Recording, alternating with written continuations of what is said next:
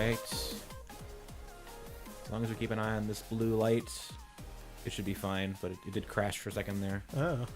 Well, it's CPU problem. It's just it's an old computer. Yeah, I'll do it.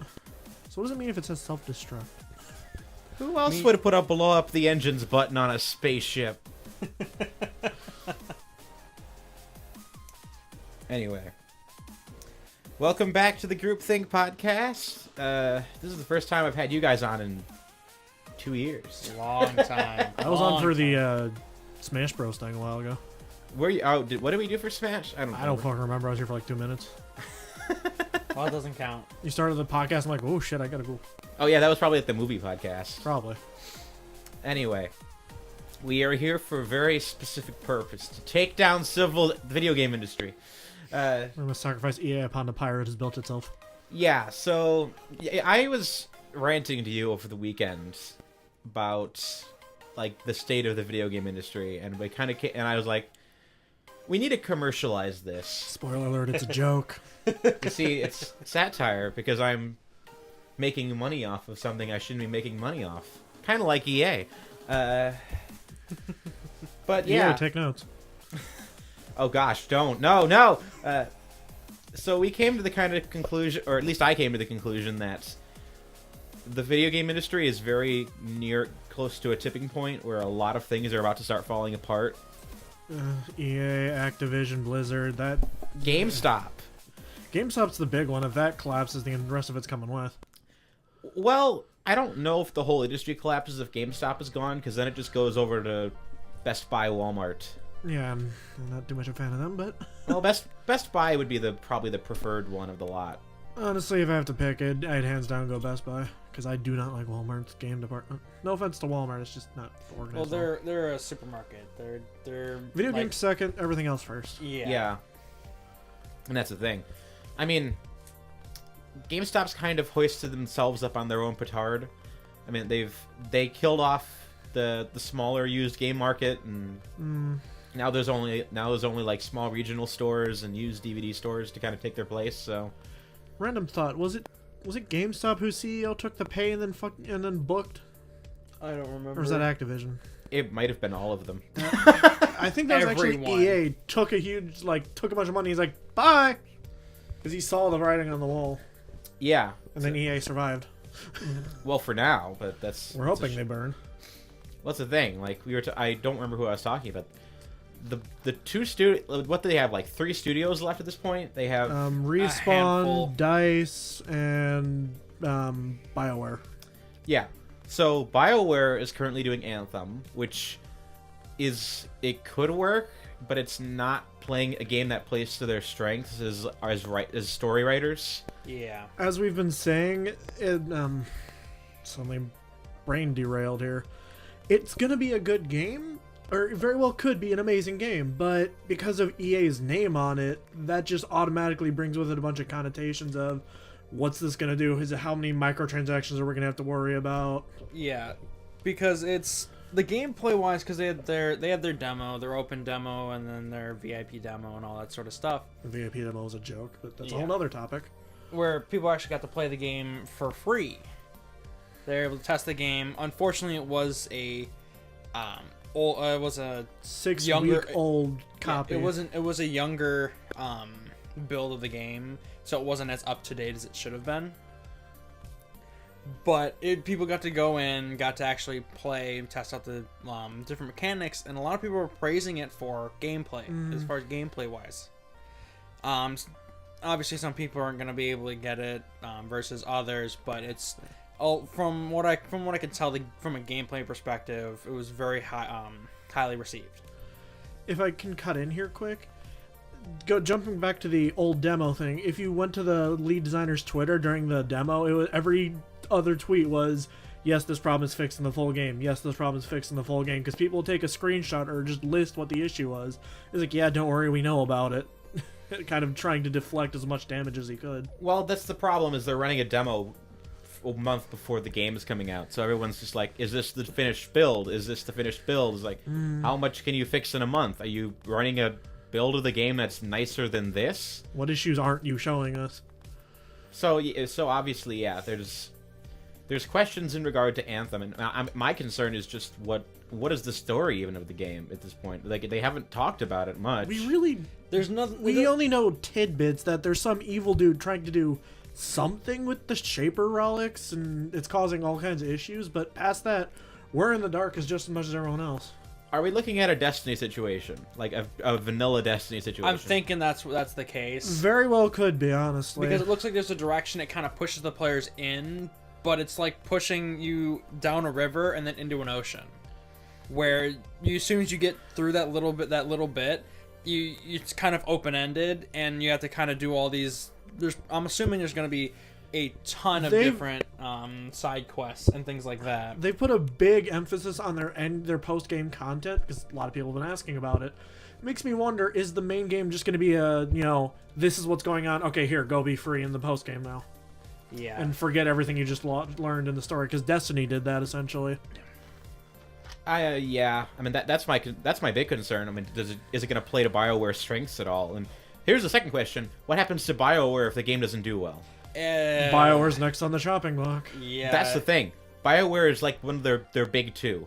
BioWare and DICE just did Battlefield 5, which is being very poorly received. Its sales are terrible if you look at the numbers. And I was saying that over the weekend, I think they're like 2 for 5 of their past 5 games. Yeah. It's like, okay, everyone liked Battlefield 1. No one liked the Battlefront games. There are people that liked them, but it was such a small niche crowd that the game cannot survive. No. And it sounds like they're probably... I don't know if they're going to rush something out for this year or not, but... Remind me in a minute when we jump to Respawn to talk about the Battle Royale thing, because I saw a really good video about that earlier. Okay. So, yeah. But with DICE, I'm like... They're like the only arm of the company that's like regularly profitable, and they have enormous amounts of PR problems constantly. The only time they were successful was when EA let them just kind of make the game they wanted to make with Battlefield 1. And it was clear, it took them like a decade to twist EA's arm to do that, and they're like, okay, you can have your World War 1 game, but now we're going to go back to doing our thing. And it's just following trends and turning the Star Wars license into a pathetic monstrosity. So sorry about the random hiss. I am thirsty. No, it's my water bottle makes worse sounds than that. So, but yeah, EA is supposed to be a publishing company. They're not supposed to have to stick their fingers in everyone's cookie jar. Exactly. They're not supposed to stick their fingers in the frosting as much as they are. They can make suggestions. They can make marketing suggestions and things like that. But what they're doing is trying to tell everyone, hey, make this, not what you want. Yeah, they're trying to be game developers' bosses. They're trying to look good for the investors, completely forgetting that they have to appeal to the gamers beforehand. Exactly. Otherwise, the investors aren't going to get anything. Well, it's not even just that. It's that they're shutting down smaller projects that could fill in the spaces between their enormous projects. Exactly. They need 10-hour adventure games. They need single-player RPGs. The little things count too, guys. Yeah. Yeah, because people... I mean, but they've shut down everything that isn't multiplayer first-person shooter or RPG, and they're getting dangerously close to being like, yeah, those 2 studios that are like the last rungs holding up our thing? Yeah, they're gone now. Yeah, EA's trying to be too mainstream, and it's not working. Yeah, they're cutting off... With them shutting down development studios, they're practically cutting off limbs, and it's going to get to the point where they won't have a leg to stand on anymore. Yeah, and then there's Respawn. Yes, one of the more recent acquisitions by EA. The urge to bonk this in my head just now was high, because that is a story and a half. Did you guys watch Clean Prince Gaming at all? Oh yeah, I love him. Oh, yeah, he did his video on Titanfall a couple months ago, and I was just like, wow, EA are scum. Like, actually the worst. Like, they purposely planted Titanfall 2 so they could position the studio and turn it into another farm. I mean, that is just like... That is like garbage cheer right there. Yeah. So they had them make Apex Legends, which, to their credit, Apex Legends is an actually very good, very fun battle royale. I have tried it, and I do find it enjoyable, and I normally hate battle royales. I'll be honest, I never played Battle Royale, but I downloaded it. I will play it soon-ish. So it's worth at least looking into. It's free, yeah. But this in of itself brings in a new issue, because jumping to Battlefield 5, they're also getting a battle royale mode. And these two battle royale modes cannot survive next to each other. One's going to take the players, or they're both going to take the players, and because of that, won't have enough player base to survive, and both die. That may or may not be true though, because Battlefield 5 only sold 7 million copies. So maybe Apex Legends could fill in the role that's. The one thing Apex has going for it is it's a free game, so I could easily see it killing what's left of Battlefield 5, who were even excited for the battle royale bits. Yeah, it's free to play, which is the biggest draw for games like that, as well as being made by Respawn, which has a huge audience with Titanfall 2. I've heard it called a AAA free to play game, which is never seen. Yeah, so it has the audience from their past game Titanfall 2, which people are still playing today. Yeah, I redid my PlayStation license so I could start playing Titanfall again. So yeah, people are still playing that game, and that came out several years 2016. ago. Yeah, a few years ago, and it's still as popular. It's still as popular as it was back then. It's probably. I mean, there's a distinct possibility it might be the last Titanfall game. I mean, yeah, because with Apex Legends coming out, EA practically forced Respawn to say, "Hey, instead of Titanfall 3, put your assets into making this battle royale game," which may or may not be true, because supposedly there was an interview where the lead owner of Respawn was just like, "There's something else Titanfall related we're working on, but it's not. But that might have been an apocryphal statement. I don't know." Well, he said Titanfall 3 isn't happening. It's not in development. But it's not currently in development. Well, I saw another interview where a guy said, "Oh, well, there's another Titanfall project this year," but I don't know if he was talking about Apex being loosely set in the Titanfall universe, or if he means that there's actually something else that they're brewing and just being super secretive about. But if they all I know is another mobile game, because there's a Titanfall mobile game. Well, I don't think they would pull that. Like at least not Respawn. They won't pull a Blizzard. Respawn is not EA. Respawn is not EA. So what's up? Diablo Immortal. Yes. Yeah, so bad I don't even remember. Oh yeah, Diablo Immortal, everyone's favorite. Some kind of out of season April Fool's joke. I love the guy in the Q&A is like, I have a question. Is this for real? Yes, we just announced it. I love the dude on the stage was trying to do damage control and he didn't know what to do. He was like stumbling over his words because he did not expect that bad of a reaction.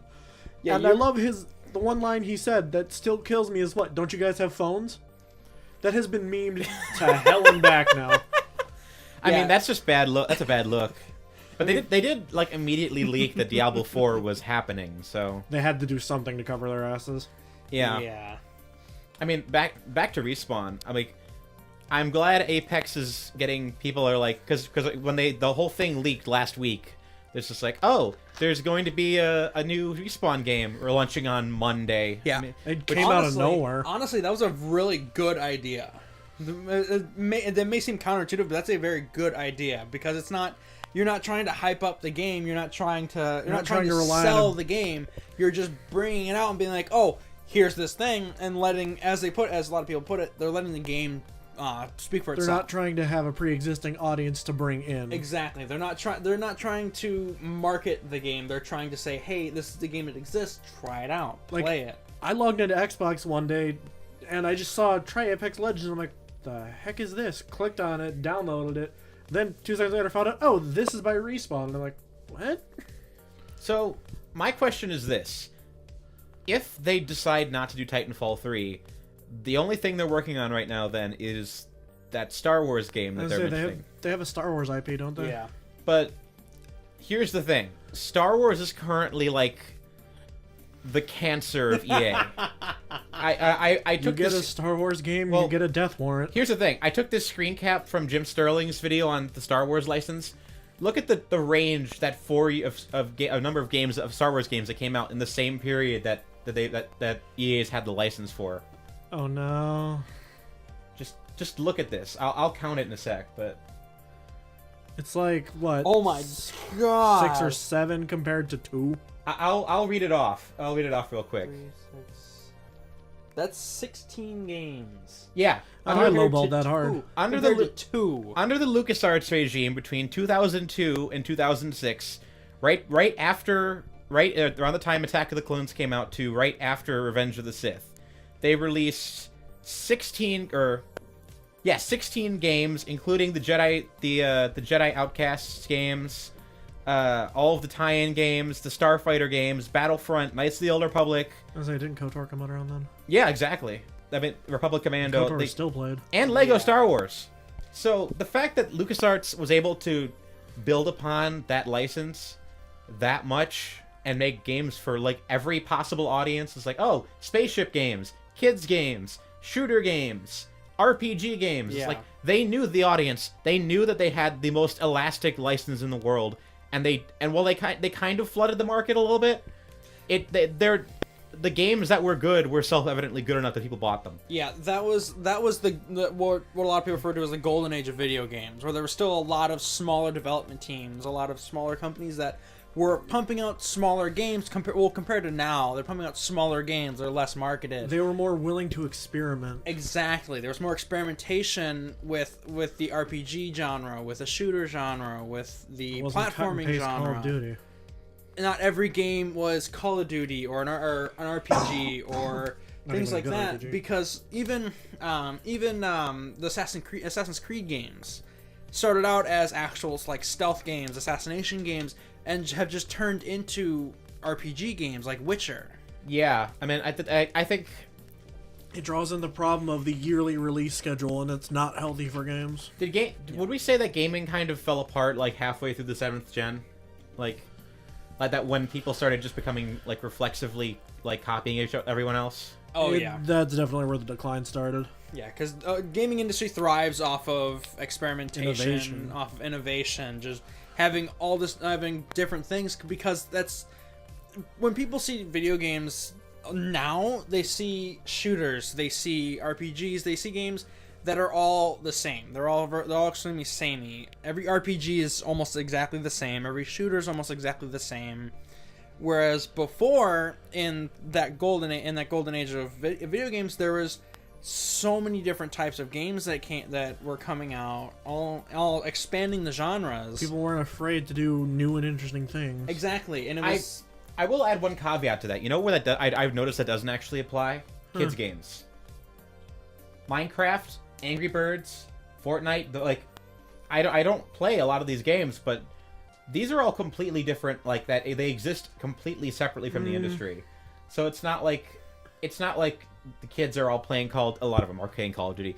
A lot of them are playing Grand Theft Auto, but they're playing the most popular kids games are the colorful, random ones. Yeah, well, to that end, that goes with the targeted market, I believe. Yeah, to that end, it's children need different things constantly to keep them entertained. Otherwise, it'll die before it even gets out. Because they can't stick with one thing for as long as a lot of adults can. Kids have an incredibly short attention span, and that's just because they're still developing. Exactly. So they need constant stimulus. And they need constant stimulus, different stimulus to be able to keep their brain going, so it doesn't stall out on one thing.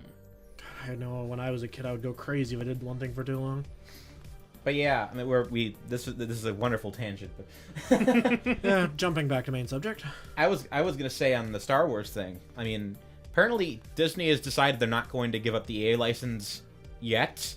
Yeah, they got like 3 or 5 years left, something like that. I mean, I wouldn't be surprised if they just pulled the plug on it and be like, "You guys have damaged the license." That's what a lot of people are hoping. They're probably going to wait and see what the next Star Wars game does, and that'll be the make or break kill switch. But here's the thing. Every single time EA has handed out a Star Wars game that wasn't Battlefront, the studio either basically folded. Yeah, pretty much every studio that they've given a Star Wars game to has crumpled and been thrown in the garbage by EA. Yeah, there were 2 that were in development as of the last few years that weren't Battlefront related. Visceral and 1313 was one I can think of. I think Visceral was technically the inheritor of 1313, but then they handed off the resources to that to another studio. I forget who it was, and they were gonna make a rogue not like a roguelite, but like an RPG about like the bounty hunters in Star Wars, using the assets they'd made for 1313 and the Visceral game. And then they announced like 3 months ago that that's gone, just because the development was going too slowly. Yep. Like they said, oh, it'll be done by like 2021, 2022. It was like, no, we want something out in time for 2020. That's another thing, that issue that EA has. They try and rush things out, and what they get is bad, damaged products that don't sell, and then they blame it on the company. Yeah, well, that's where they started relying on microtransactions as much as they have, because then they can bring a game out and say, hey, you can buy all this stuff, so then that's constant. To them, they see it as constant cash flow, so they no longer have to. So that would to them keep the money coming in until another game comes out. I have a whole rant on micros. But video game players are becoming very aware of microtransactions and loot boxes and things like that, to the point where they're not buying them. Here's my question though: who actually buys microtransactions? I've never bought one in my entire Kids life. with their mom's MasterCard. Very, very few people. Is it just like gambling addicts? Are we like in South Park territory where it does preys on the prey gambling addict. Yeah, it does tend to prey on people who will see something, they'll say, "Oh, I really want that," and then be like, "Okay, I can just pay money and just have it." There are a lot of people like that. And there's also the pay to win mentality of microtransactions, in that if I buy this thing, I can do better than you and have gloating rights, and it's just this feeling of superiority that some people love so much they're willing to throw money at the wall. Yeah, I just think of like microtransactions as like. But you said there were basically the two types. There's the addicts, and then there's the pay to win. If I were in a game where either one of those became prominent, I would stop playing the game. That's what a lot of people do. That's what a lot of people do, though. But even then, some of the enfranchised are too in to notice. Exactly. Even then, there are people who are in these pay to win games that will just keep going, because with the people that are left are all pay to win, or they're people that will continue to play the game because they like the game, and it just becomes unfun for most people. Did they ever do that to Call of Duty, to put microtransactions into it? Yes, they did. Black Ops 4. Okay, because for a long time... Before Black Ops 4 was World War II. They did. World War II had loot boxes. Because for a long time, they were kind of holding out on it, but it was just because they didn't need to do it. Yeah, well, Call of Duty has been cut and paste and then they for years. Are we getting close to the Call of Duty, like, point where it stops? No. We are nowhere near that. We won't run out of that until they run out of themes for them. We're getting close to the Call of Duty singularity. And Modern Warfare 4 is apparently going right back to the future. Apparently, but hate people it. How do you even do that? It's quote unquote modern warfare. Future. They're gonna resurrect ghosts using God. Using space technology from the future. Macro's gonna come back as an undead robot cyborg. I'd play that. They're gonna resurrect every villain, and it'll be like the Wolfenstein plot of Mecha Hitler. Mecha Hitler. Mecha Spacey. Mecha Space. His evil power is the power to molest. Kid will get you higher in Hollywood because he's in the robot suit marching your way. I make all the money and then do horrible things with my money that I can't speak of. Oh my God. Anyway, that Cool horror song side. here, but I don't think it'd be appropriate. I don't know what's more horrible, the fact that I just made a Kevin Spacey rape joke, or the fact that Call of Duty is never going to end. But it's never going to end. As long as Activision still draws breath, Call of Duty is still a thing. Exactly. Well, we can transition that in a sec into Activision, but my last point on EA is, how long is Respawn on the chopping block if they don't do Titanfall 3?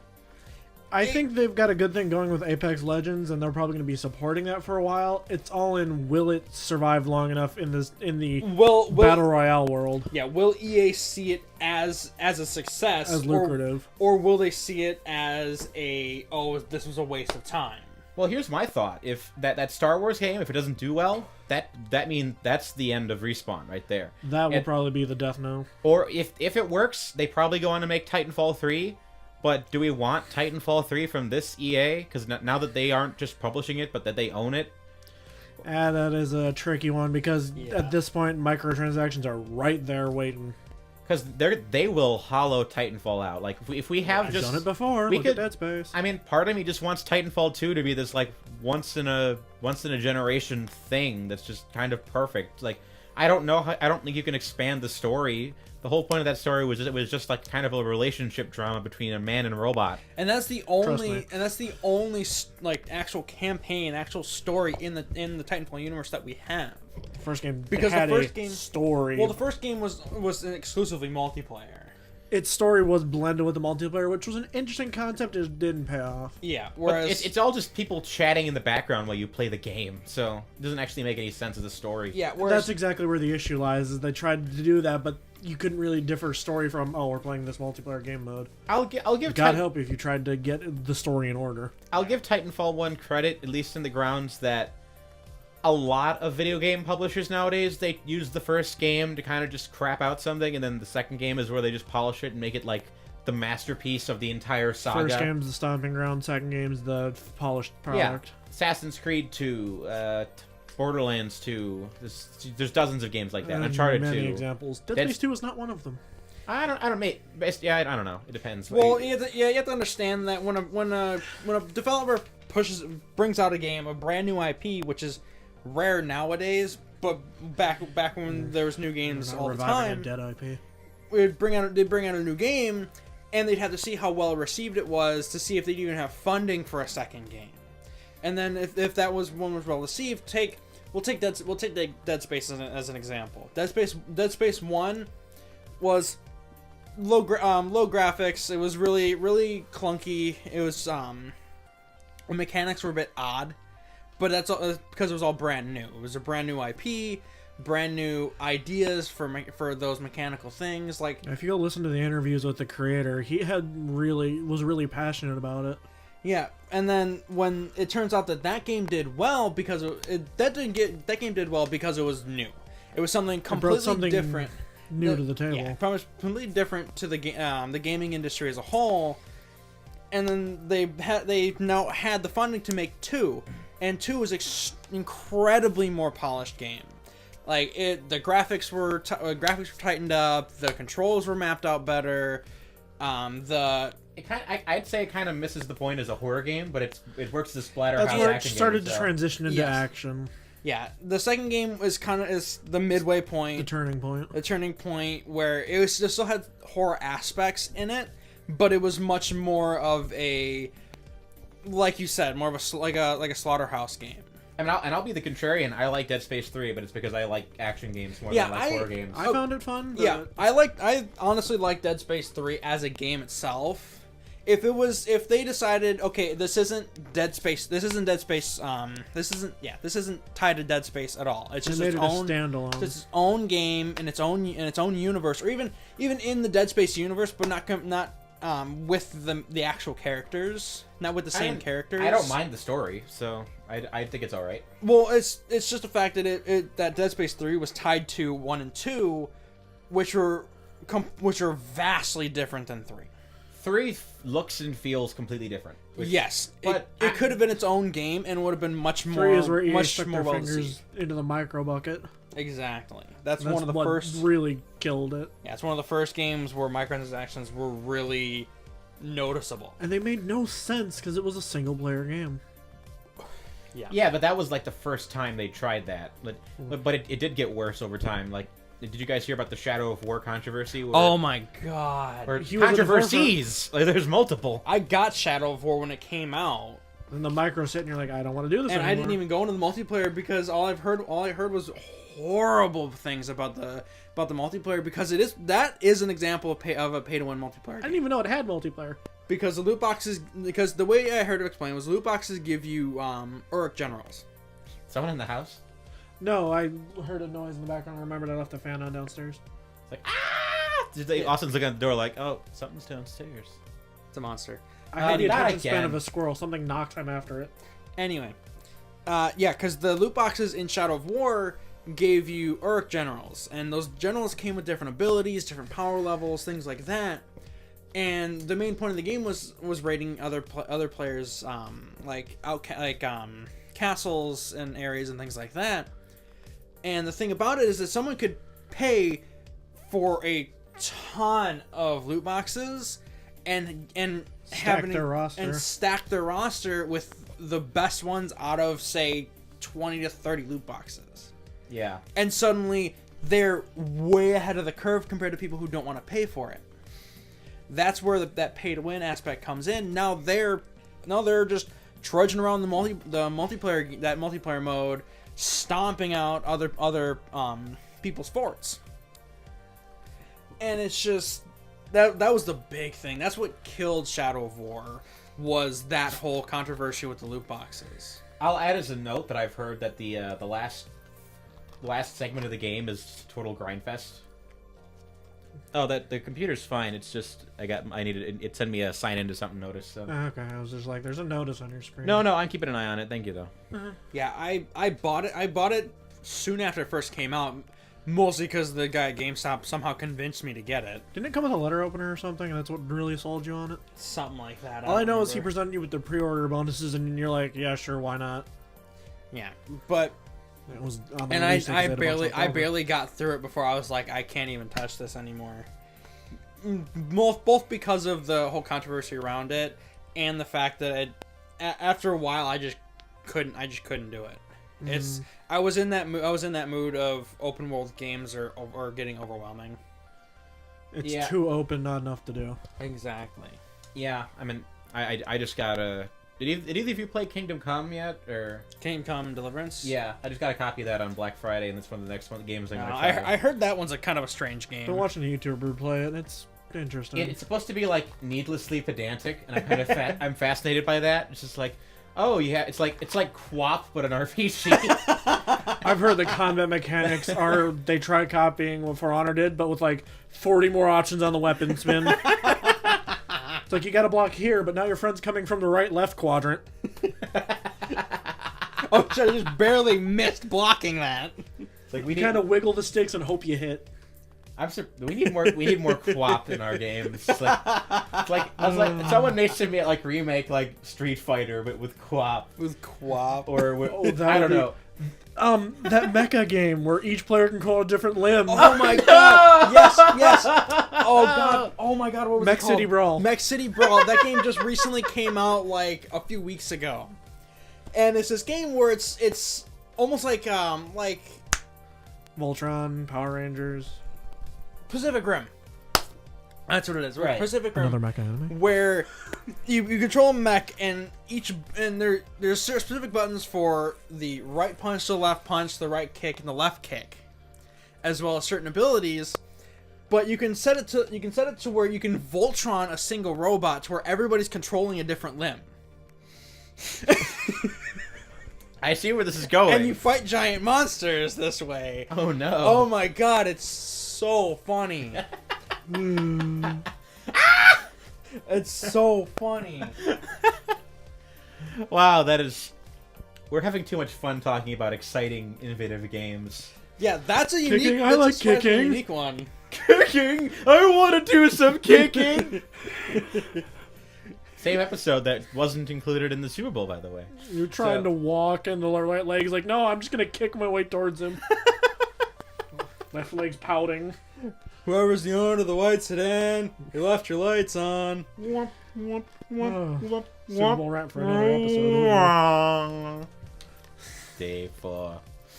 Anyway. 3 days later. So yeah, in regards, we'll wrap up EA, I guess, just by saying, wrap up that turd and hope no one smells it. Boycott EA indefinitely. I mean, I'll try Apex, but I won't give them money. We're giving Anthem a month, and that's being generous to see how bad it is. Yeah, so are you gonna try buying it in a month, or are you gonna buy it? Depends on what it looks like. Yeah, we're gonna see where it is in a month, because usually about a month is where certain missed glitches and things like that will be patched out. Gameplay will be real apparent. Not Fallout, but gameplay will be Fallout's more redefined. Bethesda's a joke. Well, don't even talk about 76. Just don't even talk about it. No, our friend Luke did. We still criticize him for it. I'm not touching it. I'm not going near it. That Luke, is an abomination. Screw you. That is an abomination on this earth. So last point: boycott EA unless Titanfall 3 comes out or Knights of the Old Republic. So yeah, burn. Yeah, because they're gonna shut down Respawn and BioWare within 3 years. I'm calling it. You're giving them 3 years? Man, that's generous. Well, I'll give them a little time because they still have a couple of studios, but I'm not going to buy Anthem. I don't want to reward bad behavior. So That's exactly why we're waiting on I'm not buying Battlefield unless they do like Battlefield 1, 2, or something like that, which is like, okay, this is a good one. You're clearly passionate about this, but yeah, there's like nothing they could produce at this point that would make me want to give them anything. Yeah, pretty much the entire gaming industry is controlled by EA and Activision because they're the two big publishers that have 99% of the games out right now. So, well, that's not entirely true because Nintendo is like Nintendo's its own entity that's doing wonderfully. We don't bash Nintendo. We exactly. Yeah. I want to just say real quick because I think we do need to rant about Bethesda, but Whoa. but we should because they deserve it. But Yes, really they do. do. Yes, So- they do. Nintendo is just the most wonderful thing right now. Like the worst thing I'll say to them is that they won't stop repackaging Wii U games, but that's fine because no one bought the Wii U. So like it's like, oh, no one played Super Mario U. We'll just release that instead of making a new Super Mario Brother game, or we'll just re-release Donkey Kong Country 2, or yeah, that I'm fine with that. Like The Switch is a wonderful system, I mean- and they're allowing indie developers to come in finally, which is only helping them. I mean, Yeah. in my mind, whenever I think of Nintendo and the Nintendo Switch and the Wii and things like that, it all seems kind of self-contained over to the side. It's kind of just there. It's always been doing its own thing. It's been a very good developing company, development and publishing as far as games wise. And then you have this mess of the rest of the console wars, quote unquote.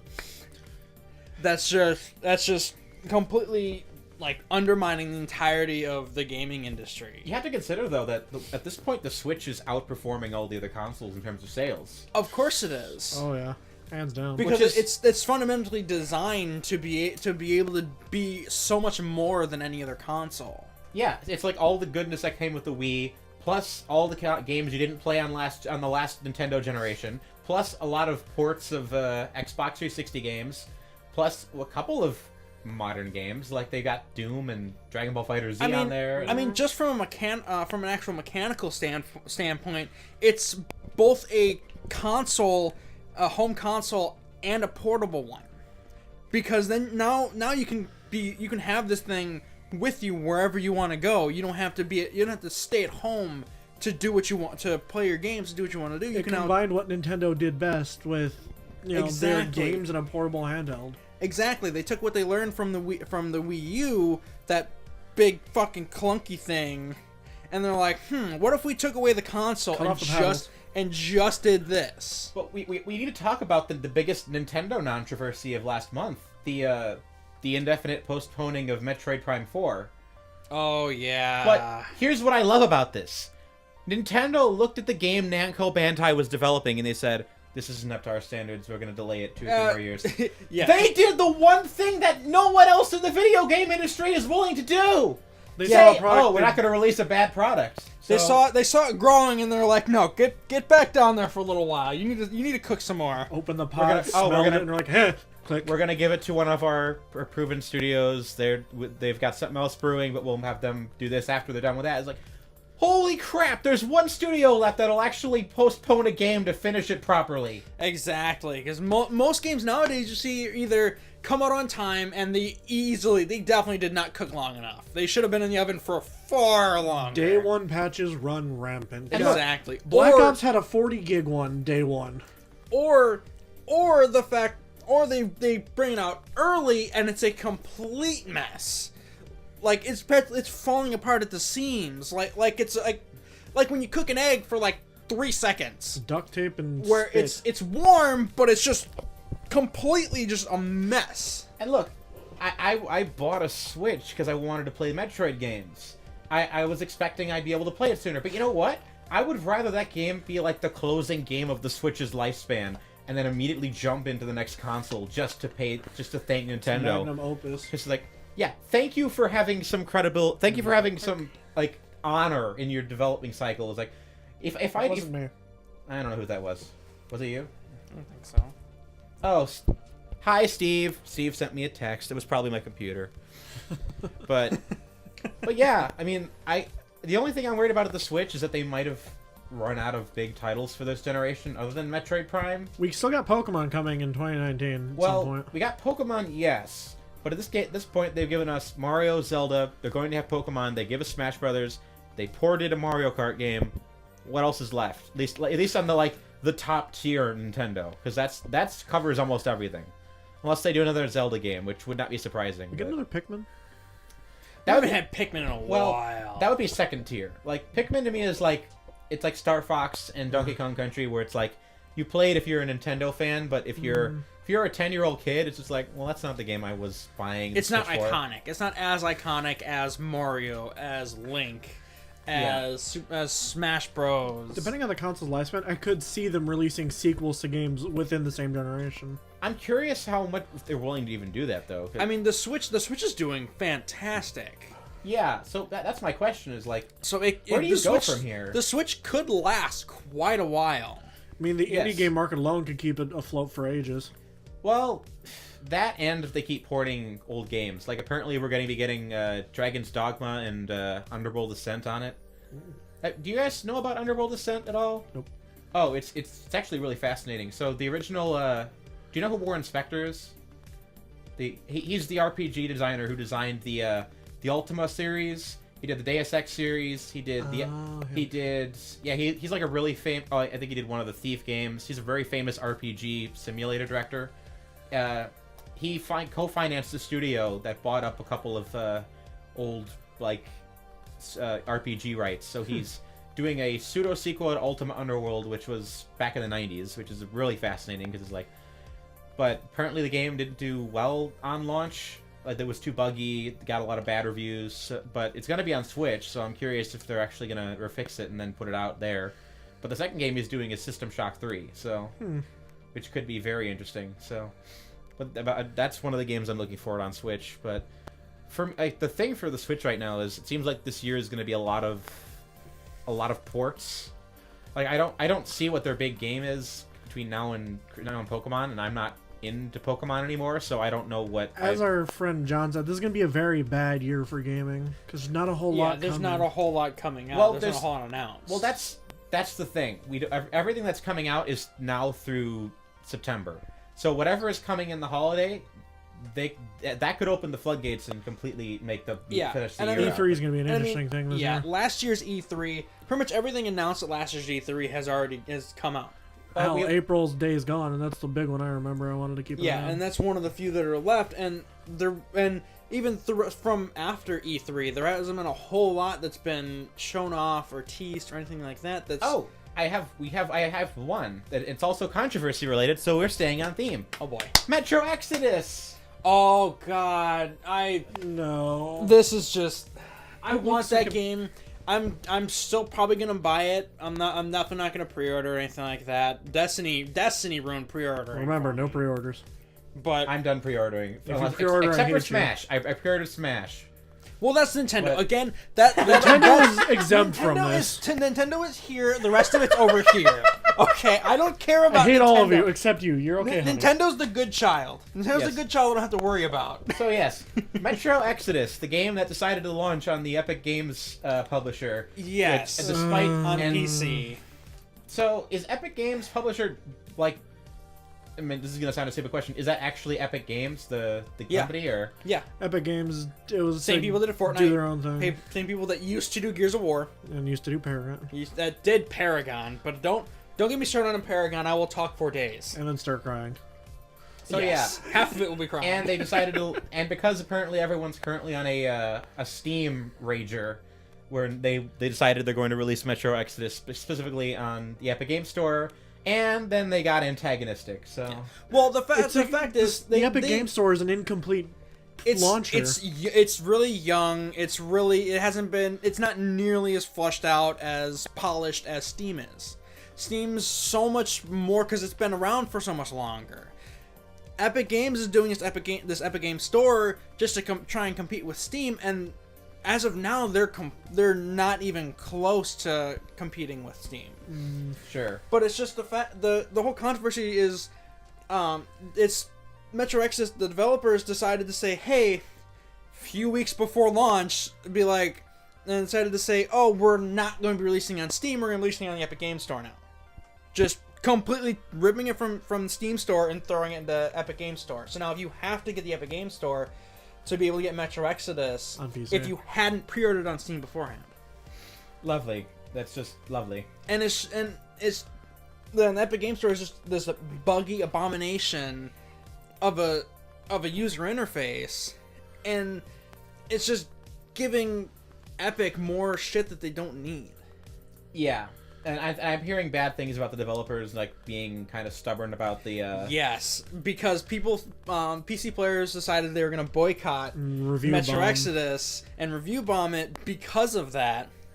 And the developer decided he was going to get all salty and butthurt about A it. developer, not the head developer. Yeah, a developer said he's going to go butthurt about it, and said, okay, if the PC players boycott Metro Exodus, it won't be on PC, and the next single game won't be on PC. Oh, well. And a they lot of- gave a generic PR response when confronted with it. And the general response I've seen for that is PC players just kind of shrugging their shoulders, just like, okay, Do it. You won't. okay, do it. It's like chicken. Exactly, because now if they go through with that, that's a whole platform that they're just not gonna make a game on, not gonna make the game for, And make a lot less money. and make a lot less money from it. I'll be back momentarily. Which is, it's sad, because that's badly kind of salted what was otherwise going to be like a really smooth launch. Yes, Metro Exodus. Yeah, Metro Exodus is looking really good. It's looking really well polished, really well received, and trailers are showing it off really well. Yeah. And it's this whole thing. It could have went off without a hitch. It would have been perfectly fine. People would have got the game, played it, done all their stuff. They would have taken the reviews out for it. They reviewed it based on the gameplay, how it looked, how it sounded, from an actual technical standpoint. But now that this happened, it's all going downhill. It's like nobody can release a game anymore without having some sort of controversy with it. Whether it be loot boxes, whether it be ornery developers, whether it be publishers, whatever it is, every game has to have some controversy attached to it, and it's just sad. Speaking of falling from grace, we need to talk about Fallout 76, which I just want to say this has been a thoroughly discussed situation, and the problem with the situation is just that Bethesda just keeps doubling down and making more and more mistakes.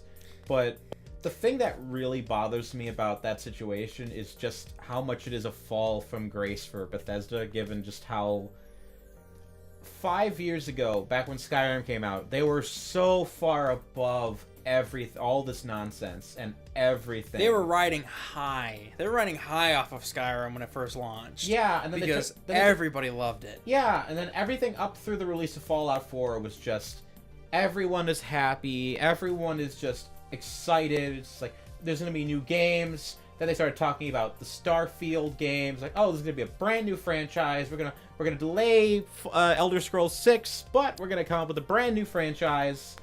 And then last year, they even went as far as it's like, well, we know it's taken a while, but Starfield is coming, and Elder Scrolls 6 is coming, and there's a new Fallout game. So it seemed so promising, and then just so quickly it just fell apart. And the weird thing is, when I saw the game, I was like, okay, this is like a spin-off. It's like, I don't care, I don't have to buy it. I like Fallout, and if it turned out to be good, I would be the first one to buy it. But it's been nothing but bad. And Todd Howard, his name is, I know he's not being dragged through the mud. I know he's not the person who's directly responsible for this, but he's the one he's the face of the company, and he put his name on it. It's like, oh, this is gonna be a good game. We put like 3 studios worth of effort into it, and biggest world in the history of the series, and there's no NPCs for some reason. And I'm just like, this a couple years ago, this would have been like the game everyone wanted a Fallout sequel to be. Like, but somehow they've bungled it in every way humanly possible, and they haven't fixed it. Yeah, it started with the rumors of it being multiplayer, and that some people liked it, some people didn't. and that's understandable. But when it came down to it, it was a new game. They wanted to get in on the multiplayer fan base, and they didn't do a bad job at launch. It's when people started getting into the game, when people started actually playing the game, seeing how it ran, that they started seeing the underlying issues. Even at launch, it was a problem, but it was like maybe it's within the realm of acceptability if you fix it within a month. But glitches just kept getting worse. The economy is just trash. The game world is so big that you can't interact with anyone.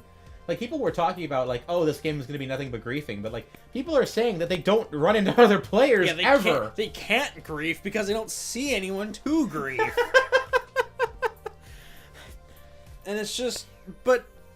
And then there's how Bethesda's been operating with the patches and the different attempted bug fixes. That just... It's them trying to balance a game that they don't have the experience of balancing a multiplayer game like a lot of other studios have, because Bethesda's been all single player, as far as to my knowledge, has been all single player games. Yeah. So where they don't have to, they're trying to make this balanced, and they're just completely tripping over themselves constantly. The only saving grace I'll offer this is that I didn't go into the situation with expectation that this was anything like a full Fallout game. Like, there's no story, there's no quests. There's a story, but it's all like, it's just you're walking around the game figuring out why there's no humans, which is, it's not really a story. It's just a justification for why you didn't create NPC characters, and it's just like, that's just not cool. Like, that's very lazy. That's very... Yeah, the bar wasn't very high when... The bar for expectations wasn't very high for the game. And they limboed under that bar. And they somehow got it even lower. They went full Hermes. It's so bad. And I don't even know if they can recover at this point. Well, I think they can recover if they get back on track and they release a good RPG within 2 years. I think if they show up to E3 and they're like, oh, Starfield's almost done. Here's a story trailer, so you have an idea what we're doing. Did we see anything about that at the last E3 when 76 was announced? We saw a title. Same with Elder Scrolls. Basically, that was just them being upfront with the games are in development, but they're still very early in development. I mean, obviously, they started in 2015, right after Fallout 4, so that means they've got 3 years of work on it, maybe? About 3 years. Yeah. So they're probably getting close to finish on Starfield, or I've heard there's some rumors that they might like accelerate development on Elder Scrolls 6, and just make that like their apology game. Yeah, which is going to be even worse. Right, how many subject changes if they rush out. We're talking about the fall of Bethesda, so. Right. And if they do rush out Elder Scrolls 6, that could be them running themselves off the road. Because if they rush it out and it ends up just being another Skyrim, it's just ends up being super samey, super just the exact like cut and paste Skyrim. People are gonna notice, and it's just gonna be a shit show. And here's the problem: like every single Bethesda RPG has been getting progressively more streamlined and progressively slicker. Like I bought a lot of the older Elder Scrolls game on Good Old Games recently, and I'm going to start going through them. But what I've noticed that people talk about those games is that they're infinitely more complex and infinitely larger than Skyrim. Morrowind had the largest map of any open world game. Yeah, and Oblivion's huge too. Like, the farther you go back with the game, the more fond memories people tend to have with it. At this point, the problem is they're going to make Starfield and they're going to make Elder Scrolls 6, and they're going to be a lot like Fallout 4, where people are going to complain that the story is boring, and it looks pretty. The character models don't look good, but it's going to be that. It's going to be that they're going to keep making them more blockbuster and more overly produced to the point where people just stop playing it because the quality is going down. Yeah, they're trying to push it out faster, try and get the games out faster, and it's just like you said, it's just getting smaller and smaller and smaller, and just lower and lower quality. Yeah, I mean, my man Razorfist, he made the point, is like, if you want to completely reinvent Elder Scrolls, you should go back to the procedural generation days, using the technology they used for something like No Man's Sky, and just make these worlds enormous again. Make bring back the infinitely complex like story system, and bring back NPCs having an agenda that they would keep to. Bring back hundreds of factions, bring back hundreds of locations, bring back, like, just make the game deep, not wide. Don't make it like Sea of Thieves? Make it allow it to be a janky RPG, like that everyone liked those games. That's from when everyone liked the games. Yeah. Wide as an ocean, deep as a puddle. Yep. Exactly. Thank you, Sea of Thieves, for that one. Yeah, that's how a lot of games have been described lately.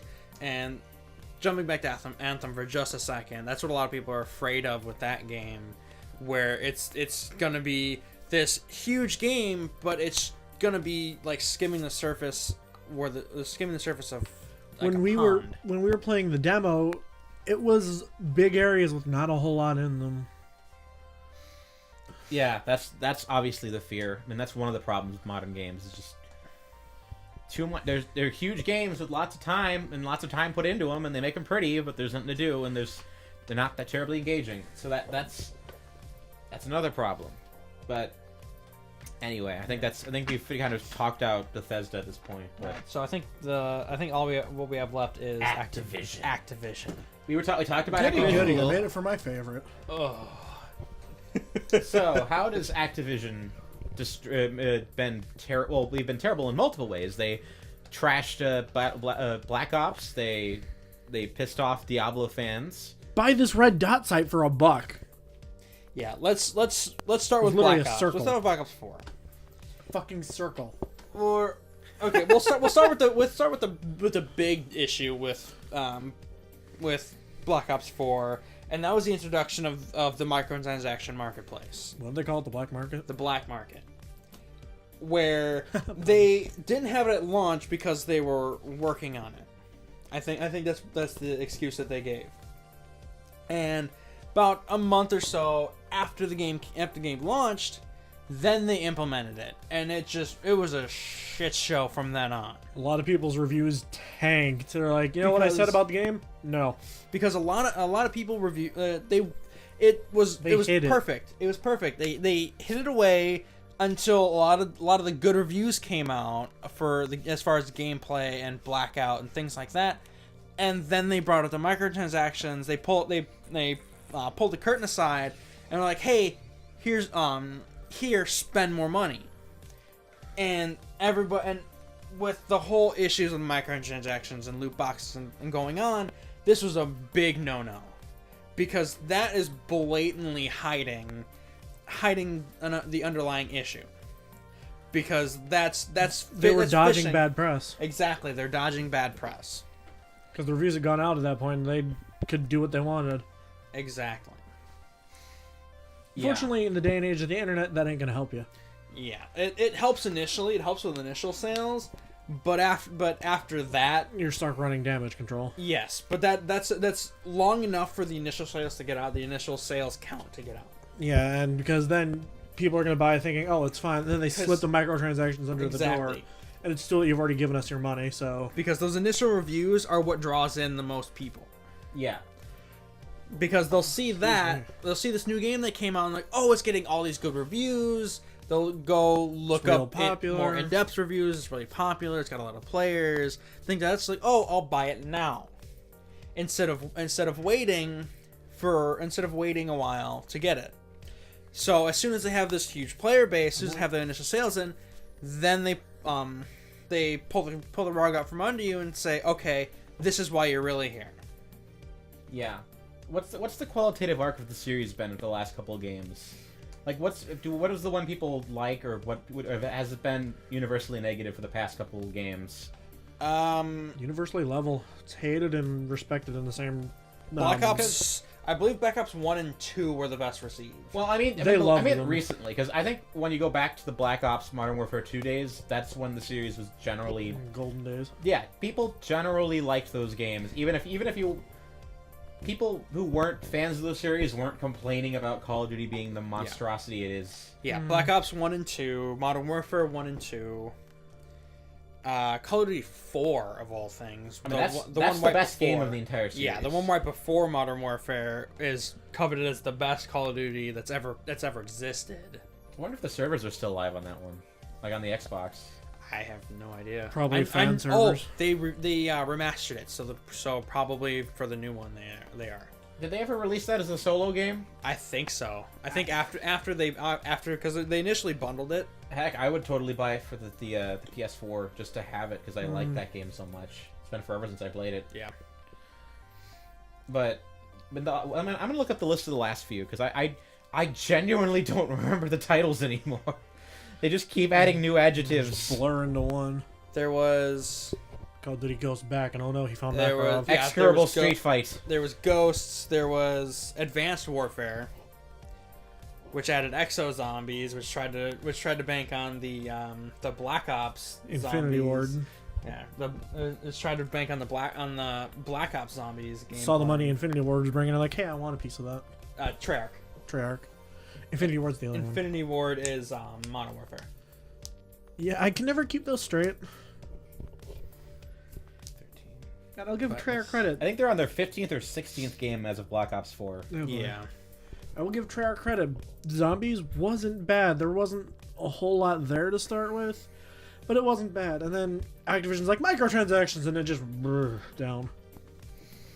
Okay, so I haven't even tried the new Zombies map.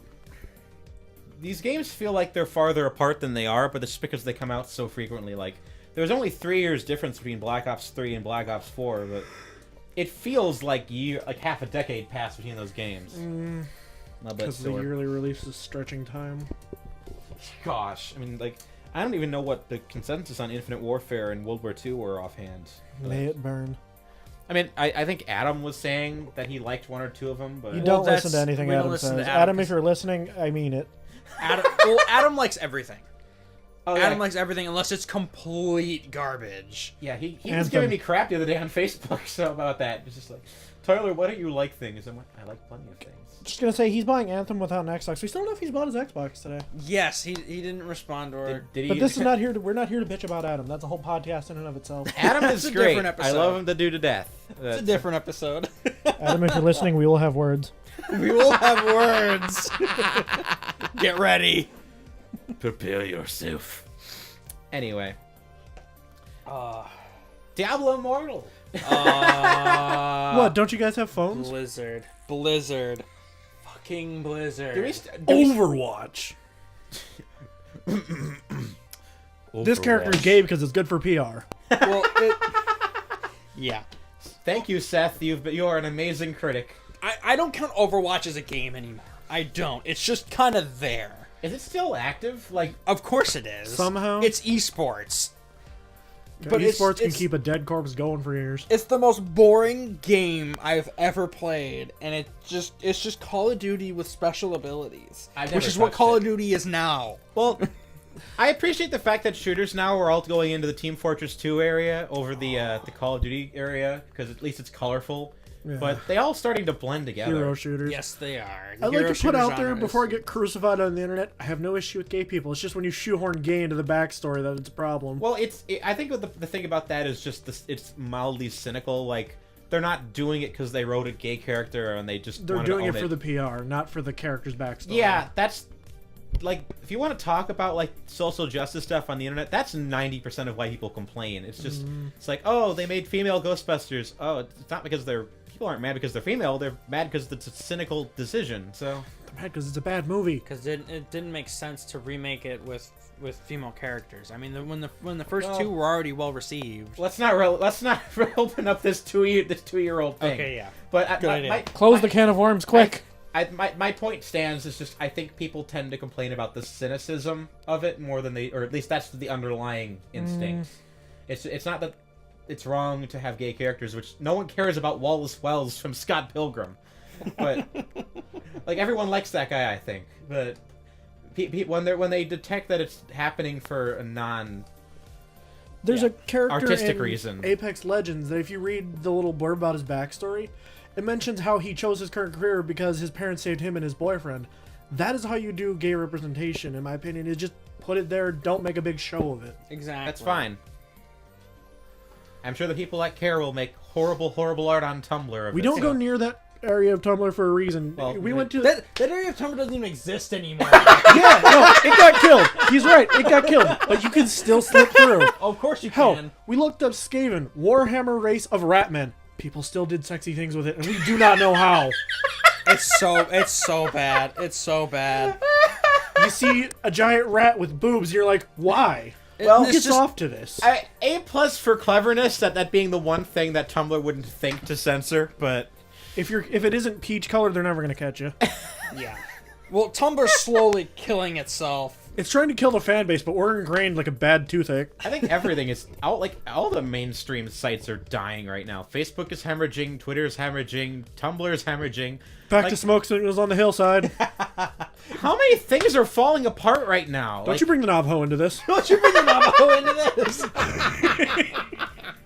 It is weird. Like just how many like things are just like kind of crumbling because people are just leaving them in droves. I'm like, where are they going?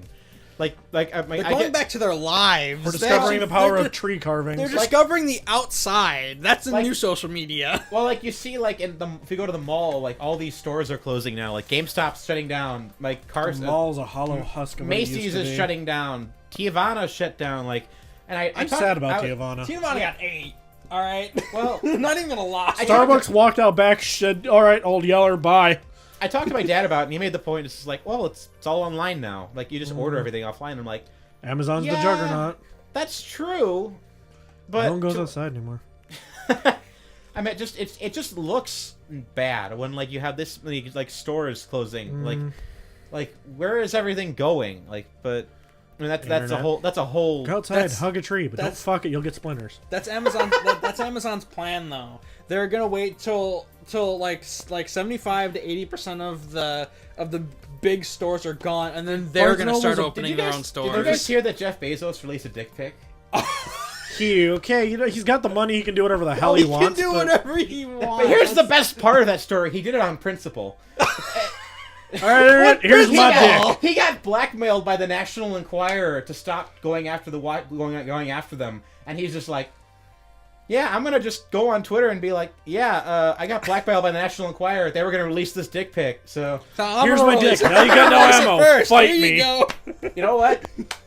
Flip that." And I'm sure the National Enquirer is just like, fuck. You're fighting a man who has enough money to go, fuck you, I do what I want. Well, the deal was that he was apparently that was set to a girl, like he was cheating on his wife, so that was like it was like, oh, we're gonna like ruin your relationship and stuff like Yeah. that. Screw it, I'll do it first. It's kind of a, not if I do it first, and ran to the internet. You know, I kind of appreciate that like these guys who like Elon Musk and Jeff Bezos, like they're pretty overtly supervillains, so I'm kind of fine with this. Like Musk is gonna Elon Musk go on, released flamethrowers, okay? Musk He's is got a gonna go on villain. the Joe Rogan podcast and smoke weed just in public on camera. He's gonna lose money in his corporation, and they're gonna like start kicking him out of meetings, but he doesn't care. He doesn't care. Just He has what we like to call. oh, let's go. He has what we like to casually refer to as "fuck you" money. That's fuck you money. Yeah, he's gonna like just. It's like, but everyone we He can't. doesn't care. He had the money to build a flamethrower, market it, and it's like, yeah, guys, buy a flamethrower. We're not allowed to sell you a gas can, but you can tell where to buy them.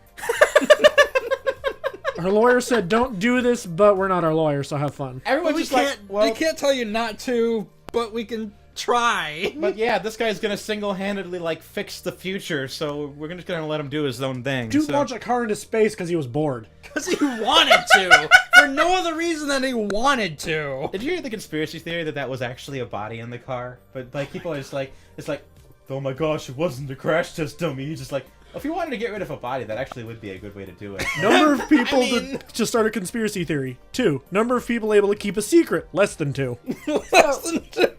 Yeah, that was actually. So that's a funny thing. Like I've been noticing a lot of people are kind of cracking down on conspiracy theory content lately. Like YouTube is gonna begin the culling soon, apparently. Markiplier did a But- wonderful video of he clicked and see how long it took him to go from the front page to a conspiracy video.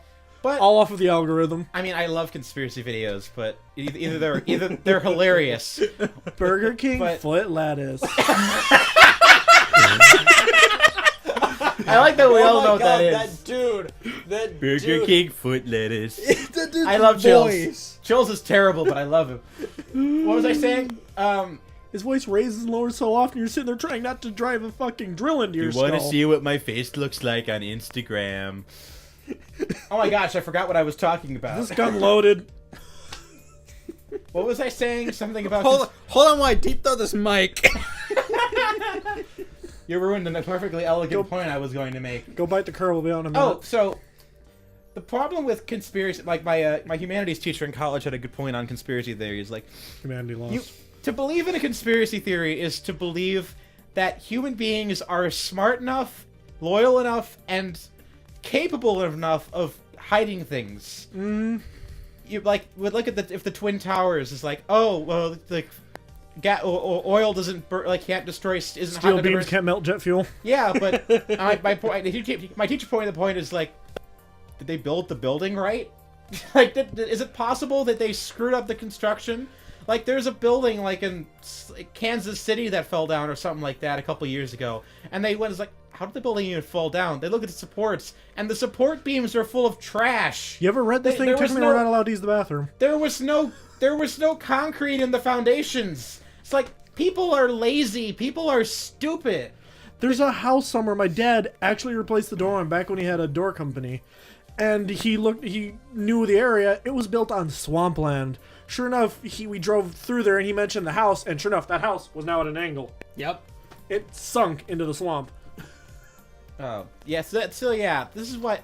I love conspiracy theory content, because it appeals to the part of your brain that loves stories, and it loves to connect the dots and just feel like you're in control of your life. But Feels like you're solving something. Damien can attest Yeah. to it. I'll get bored and go down the rabbit hole of top 5 conspiracies, top 5 cryptids, because that shit's fascinating to me, but not love for it. the I believe it, more for someone believes this. Well, there's layers to the fun. But occasionally they get frustrating. Like there's a YouTube channel called Secure Team that does UFO content, and he'll just say asinine crap constantly. It's just like,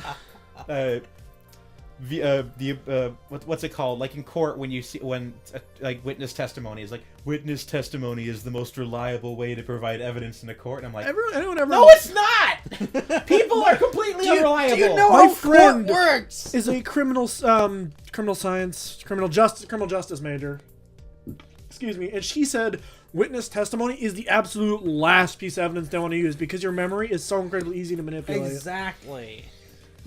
Yeah, and it's stuff like that where like the UFO guys they'll constantly be building connections where there aren't any, or it's like, look, I'd love to meet the aliens, and I'm sure they could answer a couple important questions, but if the best you got is hearsay and fuzzy photographs, you're not building a case off of anything. Has So. anyone ever noticed the highest number of alien abductions take place in the places with the highest amount of moonshine?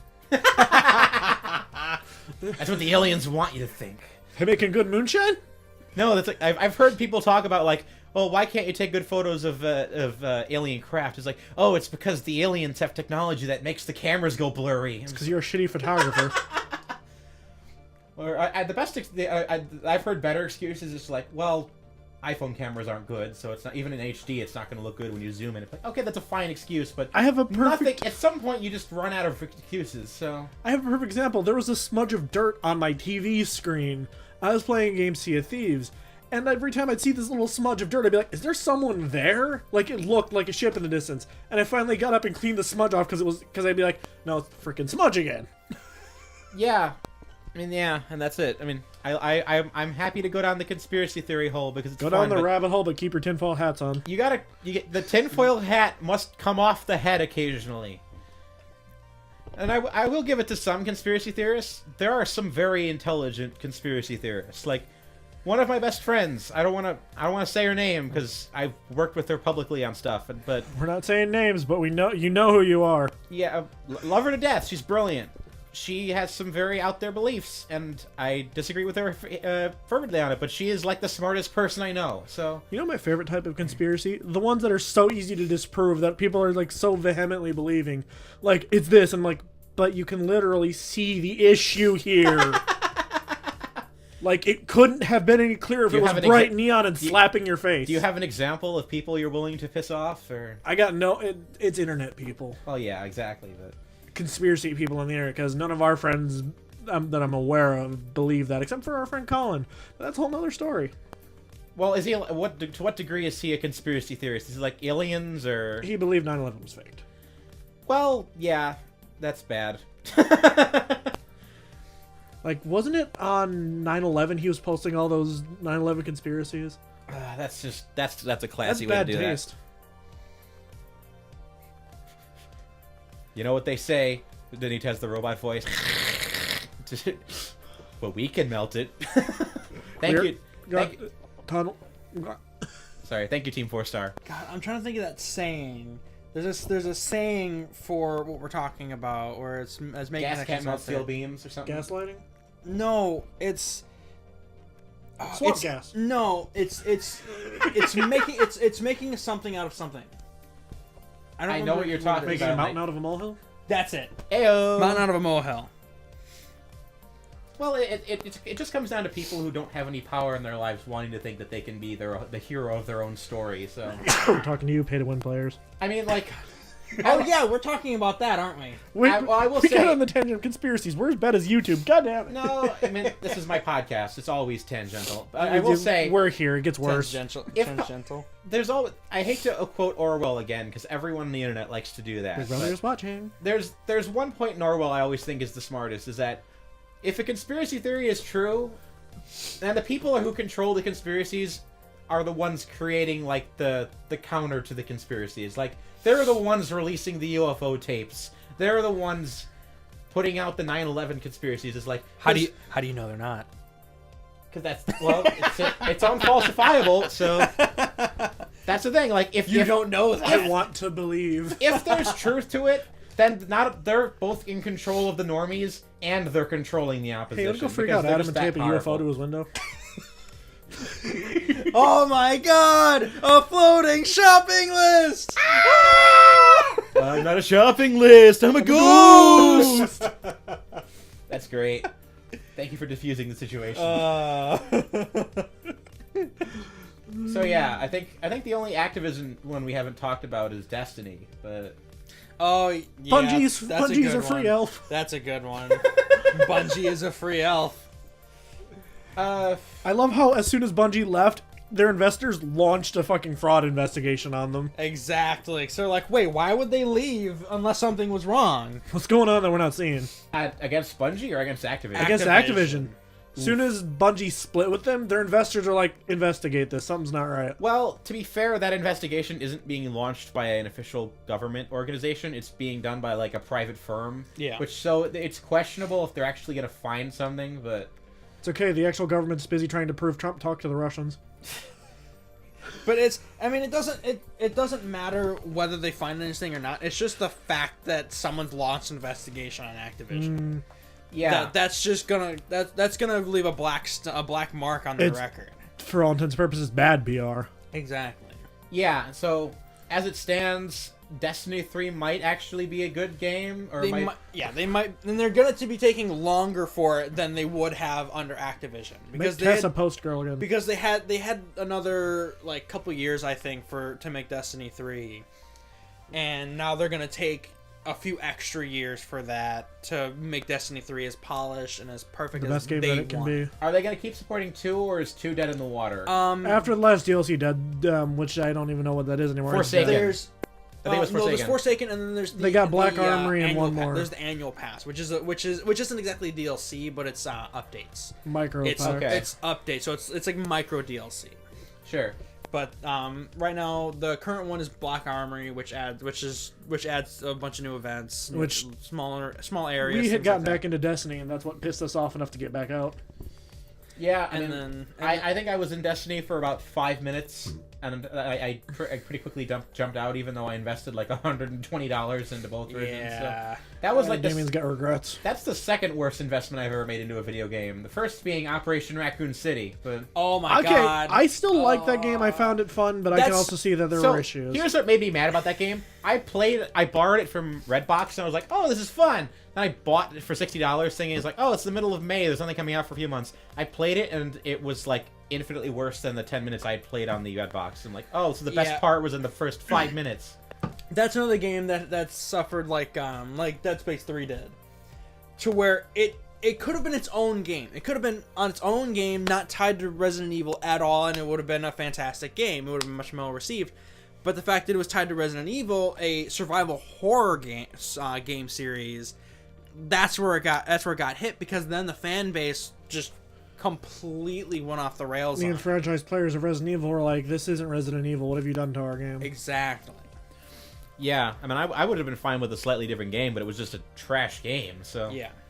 It had good mechanics, and I found it fun, but I might also be looking at it through rose-tinted glasses. Or I mean, whatever. I was also not I only played 4 after I played that, so I didn't get what the big deal of the series was, and I was Yeah. like, I'm fine with a more tactical, squad-based, like, action games. That was my first foray into the Resident Evil universe.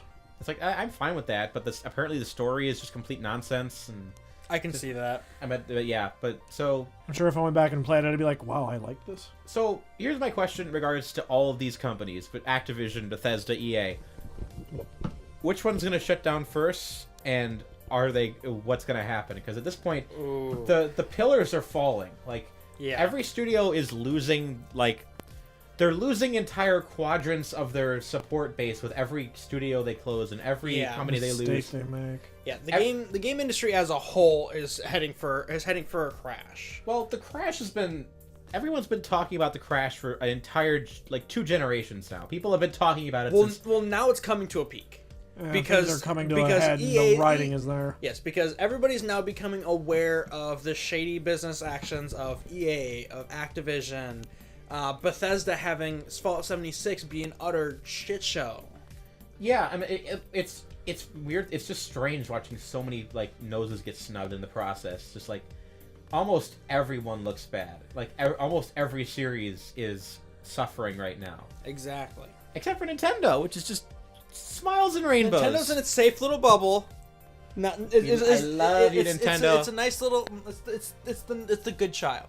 Draw It's the me good like one of your child French girls, Nintendo. But it's If you want to toss a sponsorship deal this way, please do. it's just. And I'm not it'll gonna- go back as one of our friends had mentioned when this crash when EA Activision When the ship one of the finally two sinks. finally hits the bottom of the ocean and is no longer able to sustain themselves, the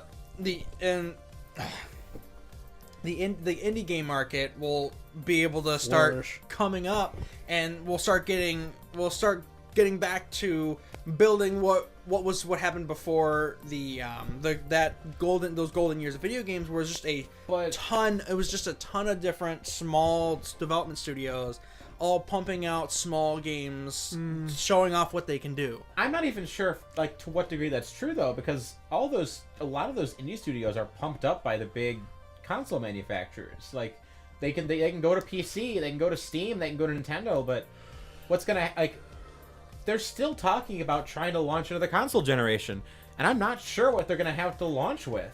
Yeah. Like, maybe they might... Scraps of paper. I mean, maybe they launch... Maybe Xbox finishes its generation by launching either Gears or Halo, and then they use the other one to Yeah, launch Gears of the... War Oh Gears yeah, of War. Gears of War. I don't want to talk about Gears of War. Are we unhappy with Gears 5? Because I'm hearing... Gears 4 hurt. It hurt a lot. Gears 4 hurts. I didn't mind it from a gameplay perspective, because it was the same exact thing as Gears of War 3, just a little bit more refined. It was the microtransactions. It was the fact that they went to loot boxes, and whenever they released new characters, whenever they did new events, those were always time gated. And you had to buy them. You couldn't unlock them through gameplay very easily. Yes, you had So- to get loot boxes to get them. Well, I wasn't privy to a lot of that, so Gears fell apart then? Yeah, a good comparison. Gears 3, you could unlock achievements, do progress, do things in-game, get you amazing skins. Gears 4, those amazing skins were in loot boxes that you had to pay an exorbitant amount for or grind your ass off. Oh, lovely. I mean, I don't remember. I don't remember doing that much with the game. I played through the campaign, and I played a lot with you guys for a little while. Yeah. But that was my full extent with it. I mean, it was just bad. I mean, the biggest thing is like sometimes they did do good with one event, but the odds in the boxes were so bad you couldn't count on getting the one you wanted. Yeah, the thing that broke it for me was they did an event for like it was like a week long event where you could unlock all the different Carmine brothers. We love. There were now 4 because they had one that showed up very briefly before dying in the campaign in 4. He showed up and got blown up. And you can unlock. He was these in a guard tower and the guard tower blew up. Yes, you can unlock these characters through gameplay, through not through actual gameplay, but through earning stuff for loot boxes. And you had to get them in this week's time period, because as soon as that week was up, those loot boxes were gone. They were specific loot boxes that were only there for a limited time. They were incredibly hard to get. Exactly, unless you bought them. And I'm so afraid that it's just going to be the same exact thing with Gears 5, because I don't even know. I'm not even excited for it, and I was a diehard fan of Gears of War. The one trailer that we had for Gears of War 5. keep talking. I'm just making sure the mic was okay. It showed a time skip. It was a surprisingly large time skip, which we already had from 3 to 4. Yeah, so I don't understand why, because everything was coming to a head in 4 at the end. That was understandable. The swarm was coming out. The humans were rallying to defend themselves against these new locusts. Now in Gears of War 5, there's the possibility of another time skip. It doesn't make any sense. Yeah. It's like, why are we going? Why are we jumping again? Yeah, why are we going this much farther in the future when everything was starting to get going at the end of 4? The recipe was there, and then you kind of tipped a bucket of shit into the pot. They're like, hey, let's skip all the fighting and put the story way the fuck over here. So now we have this huge gap of what happened here. How are they going to tell that cohesively, you know? While trying to tell the story of 5 at the same time. We'll see. I mean, they have to gap fill and tell a new story, and that's just bad. I mean, I liked Gears 4 a lot. It's just at least the campaign. I liked the campaign was good. I liked it from a gameplay perspective because it helped Gears of War as far mechanically, because a lot of it was the same, but a good chunk of it was refurbished. It was streamlined, things like that. It was streamlined in a way that was better than Gears of War Judgment. We're not going to talk about Gears of War Judgment. That is the black sheep of that the is an abomination of a game. Nothing but bad things. So yes. Anyway, we're going to skip over that. But it made it much better. It kept Gears of War. And now 5, I'm really worried that it's just going to be the same thing as Gears of War 4, just with a different campaign. No new innovations, just a new paint of coat. Exactly. You know what I mean. Just a new campaign set in a different time period. Where there'll be different. There'll be characters that look older, or new characters, or things like that. But at the same time, multiplayer is going to be the same. Horde mode is going to be the same with maybe a few changes. There won't be. Then we'll go back to loot boxes, all that bullshit. Yeah. And I'm just worried that's going to happen, and it's going to end up turning out like how Call of Duty's been. I had to double check what year Gears came out, because I totally forgot. Apparently that was 2 years ago, so felt longer than that. But yeah, well, I also haven't played. Oh, Gears 5 is this year. Interesting. I didn't think they had a date for it, but all aboard the trash fire. Yeah, I guess we'll see what happens with that. But there's not again, we're going back to release schedule. There's not a whole lot of big name games coming out this year. No one's excited for anything. I've not heard any hype at all. I mean, all of it seems to be coming down to what ends up happening at E3. Because all the games that were supposed to be exciting are the ones that were just kind of coming out at the beginning of the year. Yeah. We had a lot of games at the end of last year. We had Smash, and so far it's been nothing but like games that should be getting the excitement, just having the air drained out of them like a balloon. The weird thing is about this E3 is Sony's that pulling out. Sony won't be there. Which I've heard they've said they might do like a separate event, or they're just prepared. They might do something like a separate event to like launch the PS5 announcement. They're trying to do what Nintendo does every year, and it's not going to work. No, they don't have enough exclusives. I mean, I'll give them credit. Last year they had 2 very prominent exclusives on their consoles. They had Spider-Man and God of War. It was like, okay, that's and good. Those two have done fantastically well. Yeah, so good to them. They're getting close to finishing out their generation, and they have good games to finish it out with. I wouldn't be surprised if they finished off the generation on Last of Us 2 or something like that. Last of Us 2 and Days Gone. And then they just go into the next generation and they have something else really big planned. I mean, I'll probably. I don't think I'm gonna get the PS5. I'll probably end up getting the Xbox. What do they call it? I don't know. Next console I'm buying is a fucking PC.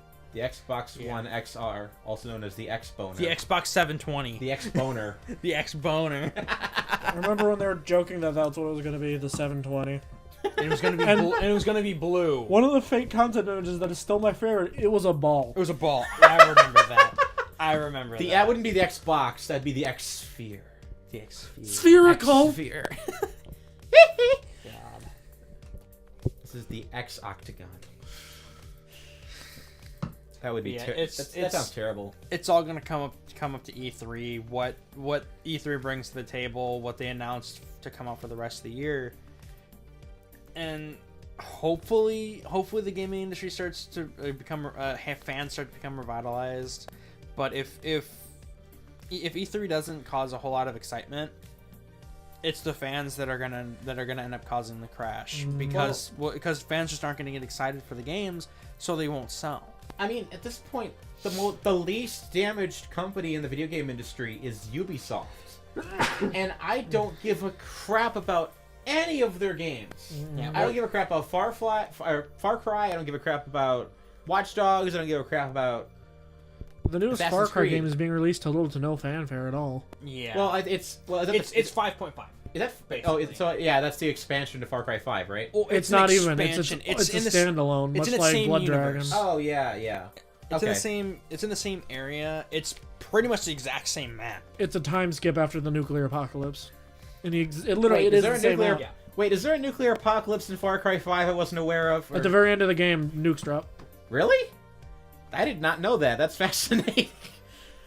It's because the preacher in one of the endings had nuke codes or something. Yeah. I'd have to play. I have no idea. Because there are like 3 endings. I mean, that's a way to end a game.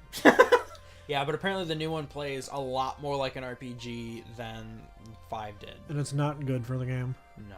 Well, I have a copy of 3 I bought like on like a Black Friday sale years ago that I never got around to playing. If I ever want to play it, I'll just play that. Just because 3 is the one that everyone got into the Far Cry series to play. Yeah. So, because I remember back when they had those amazing E3 trailers for it. Yeah. And it's like, oh, everyone's gonna buy Far Cry 3. Yes. Far Cry, the creators of Far Cry know how to create a villain. But nothing else. But nothing else. So they messed up 4, they messed up 5, they've made 1,000 spin-offs, and they've deleted that franchise. I mean, at this point, all they make is those sandbox tower or capture games. Like even like Watch Dogs is the same way. Or Go here, capture this base. Go there, capture this base. You're done with the game. I was thinking, it's like, who am I not mad at? Oh, I'm not mad at Rockstar, but it's because they made the best game of the like generation with Red Dead Redemption 2. That game is amazing. So far. But they have 5-year development cycles for all their games now, and they don't. Yeah. Sorry, I dropped my bottle. So No, no, I want a no. quick rant on Rockstar. What the heck are they doing? We don't Like, know. okay, I love them to death. They're actually taking time on. They took time on Grand Theft Auto 5. They took time on Red Dead Redemption 2. They have 6 studios and they've had 1 game come out in the last 5 years. What is happening? Are they dedicating multiple studios to finishing these games? They must be. Each studio does a different part of the games. If you look at GTA 5, how many different things are in there right now? Yeah, it's true. But that doesn't make any sense. Like, why would you put so much money into making 1 game? Like, one of the things I loved about the because last... they know it'll sell. Well, yes, but Oh my god, it prints money. you remember the last generation where there was that 3 or 4 year period where we got Max Payne 3 and LA Noire and Red Dead Redemption, and that was just between Grand Theft Auto 4 and Grand Theft Auto 5. Yeah. And we got expansions for all of those games and Grand Theft Auto Online. Like, there was a period where Rockstar was just a publishing giant and they were taking huge risks because they had the Grand Theft Auto money. Why aren't they taking risks anymore? Why isn't there an LA Noire 2? Well, they actually might do an LA Noire 2 because they just gave it the next gen relaunch treatment, which that's usually the kind of smell in the room, like they're kind of feeling it out and testing the waters. So they might do LA Noire 2. That might. I mean, I would be on that, but where's the experimentation anymore? Like, why aren't they doing? Well, that's the gaming industry as a whole. It's the stagnation of the industry. Everyone's afraid to take risks. From the guys who made Red Dead Redemption 2, though, like Rockstar's. The one thing I'll give Rockstar is they're usually on top of this. Like, even when their games aren't great. Like, I know a lot of people that don't like Grand Theft Auto 4. Like, you see the effort in there. Like, it's a game that misses, but it misses gloriously. But, like, where do you go? Like, why aren't you doing all these smaller games to fill out the space? Like, because now we're gonna have to wait people are gonna wait 3 or 4 more years, and there's going to be an 8 to 10 year gap between Grand Theft Auto 5 and Grand Theft Auto 6. Yeah. That is insane. The game industry is getting to the point where these games are getting so big that there's 5 to 10 year gaps. There's 5 to 10 year gap with Deus Ex, Elder Scrolls, Fallout. That's how you drain enthusiasm. Exactly. Like, we don't need annual releases. We don't need that. But 3 to 4 years, with the exception of something like Random, like, I'm fine with the fact that they're taking 9 years on Borderlands 3, but even that's ridiculous. Like, give us Tiny Tina as a playable character. but I mean, even that situation, like, we talked about Clean Prince Gaming earlier. Like, his essay on that just completely, like, sucked out the air of even Gearbox. It's like, oh, so Aliens Colonial Marine sucked because you sucked all the resources out of it into Borderlands, so you had one game with a budget of 2 games. Yeah. Wow. So Borderlands 3 is probably doomed. So I guess this is the point where we have to announce. I am for collapsitarianism in video games. Like, make the market intentionally fall. May the market burn, and from the ashes something glorious rise. Yeah, I mean, people got to vote with their dollars, because for the past decade, the industry's been held up with this big coalition of middle market gamers that just buy every Call of Duty and Assassin's Creed game for some reason. Like, I don't know who these people are, but I hate you. No, it's the first symptom of all of it was the pre-order mass, the mass of that, where it started off really nice incentives. Now it's a cosmetic that you'll throw away in a minute. They already have your money. We don't have to give you a full game. By waiting and not pre-ordering, you were telling the company, you'll get my money if you give me a good product. Because before pre-ordering, they could give you a half-finished game, and too late, you've already paid. Yeah, you've already paid for it. Yeah, I mean, pre-ordering was instituted because there was a time where you'd go to a game store and they wouldn't have a copy available. Exactly, because you had to get a physical copy. There wasn't nearly as much ability to download games as there is now. Yeah, and now there's alternatives in gaming. Now it's everyone. I mean, everyone talks about, like, the service games like Destiny and Anthem, but those are very specific audiences. Yeah, live service games. It's getting to the point where everybody's making a game like that. Everyone's trying to make. Everyone thinks they're World of Warcraft. Exactly. World of Warcraft's dying. Well, I don't even know about that because it's still a thing. So. It's a thing, but it's dying. Its numbers have decreased every year. Yeah, I mean, the girl I was saying, who is the conspiracy theorist girl, she was debating getting the World of Warcraft expansion. So don't. And I know, I don't know. That's one of those things. So I think that game will probably end up, like, just being, like, left on forever because it's a legacy game. It'll be in an art museum someday. There's already a video game museum. It'll get shut down one day, but there'll be people that'll have private servers and things like that to keep it up. I heard recently, like, there's been people who've tried to set up private servers for games, and then the studios will be like, "No, you're not allowed to set up private servers." And, like, well, the game. Well, you can't stop people from getting private servers if they paid for the game. Well, apparently, like, there are companies that will sue, like, these private server hosters because it's like, well, they're not an official server. You're cheating or something, and it's just like, no, like, literally You shut down the service to my favorite game that I paid $60 for. So yeah, I am for collapsitarianism in video games. Like, we need at least one studio to fold. We need at least one big publisher to fold. And unfortunately, that means it's going to take a lot with it. But you know what? If we have to deal with the 9th generation of video games and it's going to be the same as this, like no one's going to play anything. Something has to give. Yeah. Well, people are saying that if Anthem falls, it's gonna mean more than likely the end of BioWare, and at that point it'll be the end of EA. Because they're putting all of their bets on this one game. Yeah, EA will have nothing left. Nothing but Battlefield, and that's going to lose all of its Battlefield audience. Battlefield's already flagging. Yeah. Yeah, I mean that's it. Anthem is their last hope, really. Like, I don't know when this episode is gonna premiere. Probably towards right before the Anthem game comes out. But I'm gonna go like boycott EA. Just they have to know. We have to send a message. Vote with your dollars. Exactly. Yeah, this has to end because I mean it's gonna cost. It means we probably won't get Titanfall 3. It's a cost, risk I'm willing to take. It's a gonna price cost. I'm willing to It's pay. gonna cost Anthem. That's what that's gonna come down to. The initial cost is going to be Anthem. This if a game good game is has coming to out, die for everything else to improve, then so be it. exactly, because Anthem is looking like a great game from gameplay perspective. Say it's like one life versus 1,000. Exactly. It's sometimes you have to sacrifice one game, one life to save the rest of it. And you know what? It doesn't even need to be EA. Even if Activision like somehow folded, or if I don't even know if Activision's planning. I don't even know what game Activision is coming out with. Activision has nothing on the table right now. It's just Call of Duty. I think that's literally all they have. It's just Call of Duty. It's just Modern Warfare 4. And they've got Overwatch, but that's starting to flail. Well, they have the benefit of all of the Blizzard games having like infinite lifespans, so they can keep making money off of World of Warcraft and Overwatch and Blizzard and Diablo and StarCraft. Does anyone play StarCraft anymore? I don't know. I would love to if I had a computer. I'm sure someone is still playing StarCraft for reasons unknown, but my friend John would play if we got on. So yeah, I think that's the state of it. Is one of these companies has to fall out so that the rest of the industry gets the message that, oh, there's a consequence where we will lose the middle market. Yeah.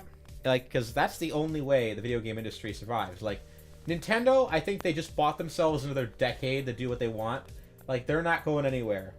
Which is wonderful, because if anyone survives, it should be the one company that's creative and fun and actually has some level of honor. But I mean, I don't want mainstream gaming to go away. I like it. I'd like them to make more of the games, but they're at the point where I'm not willing to give them money anymore. Yeah. I mean, do we want to end on that note, or do we want to say something? Do we want to have a happy topic to end off with? I got nothing. I mean, I'm full boycott EA, boycott whoever else. I have good news, but I mean, I'll give Bethesda one more shot. But you were gonna say? I have good news. It's about the only thing I can think of. All right. I technically have a job. Oh, cool. Where? I Uber Eats. Okay. Hey, it's money. Yeah, that's cool. I mean, we should all go to B-Dubs. Let's go to B-Dubs soon. Right now, let's go. All right. I can't walk. So. Tyler will carry you out. Let's go. All right. That's a good enough. We need some little sparkle of hope that the industry is, that there's going to be something after the collapse. Just remember, amidst the shitstorm, you always have boneless wings. Yeah. I was gonna say like the Winston Churchill, if you're going through hell, keep going. Just because, like, well, there's a light on the other side. There's a future we don't know. It's like even with the stuff with like Elon Musk saving the world and all the companies being consumed by Amazon, like there's something on the other side of there. Exactly. We just don't know what it is. We don't know what the world's turning into. Yeah, video games never die. They just change and evolve. Yeah, I always say part of the reason everything now is just so tense is because the world is going through this weird period of transition, and we don't know what that other end of that is. Exactly, and people are worried. This is the bad timeline. Well, it's not. I don't say it's the bad timeline. I think this is the transitionary period where there's something on the other end of it, and the growing pains are very, very noticeable. They're rough, but and there's something worth it on the other side. You're feeling it in every sector, from every industry, in every way. It's just like everything feels like it's quaking, and people are thinking, oh, the carpet's about to be pulled from under us, and it's like, not necessarily, because there's still a light, and you don't know where it's going. But There's but- always hope. collapsitarianism is always the answer. Just tear it all down. But at least with video games, maybe. Remember, in olden days, we'd go to their house, tear it apart, and drown them in the river. I miss the good old days of the 90s. But My yeah, fathers rolling in their graves that we haven't done that yet. all right. I think that's kind of a good place to end. We just like, oh, things are bad. Boycott EA, but If there's one thing you take away from this, let it be a zombie George Washington. go buy a Nintendo Switch. That's Support the good ones. Yes. Yeah, Nintendo's probably the only one that's not controversial right now. Yeah. As I said, they're the only company that has the gumption to delay a game for an entire generation just because the quality wasn't up to snuff. So people are actually begging them to make more games. So it's like, okay, the worst I can say about them is that they aren't making enough. So Yeah. The only thing you can say is they're not making enough games, then that's not really a bad thing. No. it's like, yeah, it's like people are ravenous. It's like, okay, that's an acceptable loss. But yeah, I think that's the end of it. Thank you so much for guys for coming on again. So Yeah, no problem. we'll have to do an after action report once we have some hearsay on Anthem. Yes, this is part one. Come back after Anthem to see what happens next. Come Yeah. back after the end of the Wait world. for the post-credit scene. It's April of 2019. The world ended again. Well, the video game world ended, but we're working our way What's the back. current end of the world theory? Some pastor in Georgia. I don't know. But that's all. That's it for the Groupthink podcast. That's all, folks. We'll see you in another 2 months when I decide to resurrect this yet again. Bye.